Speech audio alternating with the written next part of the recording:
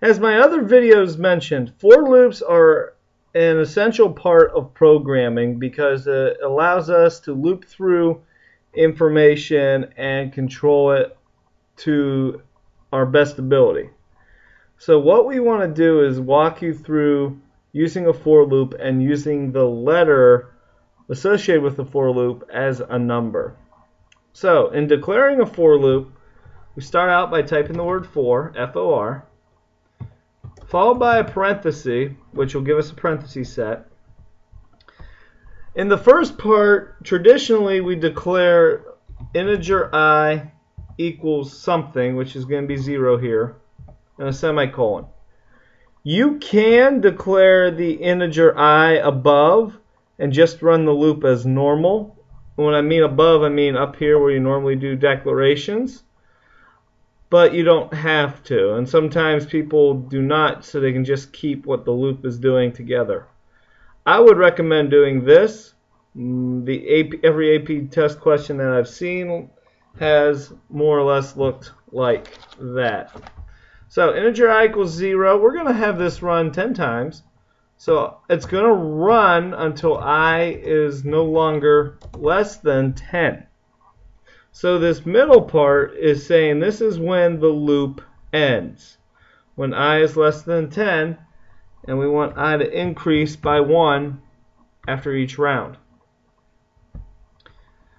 So once again, the first part is where the loop starts. The second part is where the loop ends. And the third part is how it increases. Throw a brace there, another brace, comment for the end brace, and for loop. And inside here we can make some different things happen. So I'm going to simply make the number multiply by itself as it increases and print it out. So we're going to say, I'll create a second variable just to show it a little bit here. We'll call it integer number. We'll make it equal 0 initially. So number is going to equal I times I. Because remember, and this is very important, these I's actually represent numbers.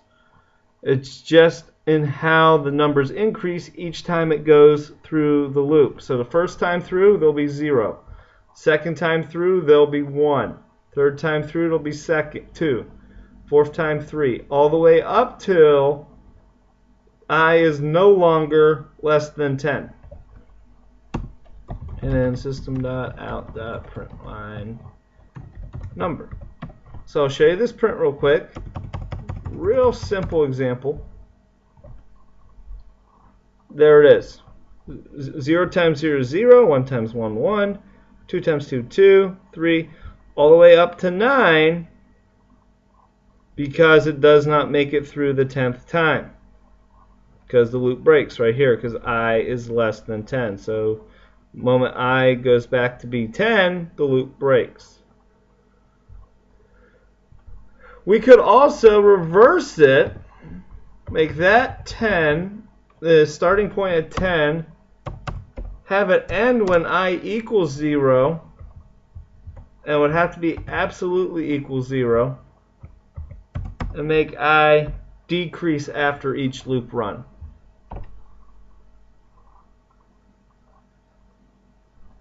Whoop. And let's see what happened there. Let's make it, if you do equal equals, you have to make sure it gets there, so it should be running while I is greater than or equal to 0. Because I did equal equals there, what do you think happened? I started at 10. The loop did not know how to continue running because it never made it down to 0 because it started off at 10 and was not told that it could still run while it's greater than 0. So now that I make it greater than or equal to 0, it works correctly. Starts at 100. Because we started at 10, decreased I to 9, then 8, then 7, then 6, 5, 4, 3, 2, 1. And because I made it greater than or equal to 0, it also ran this time through the 0.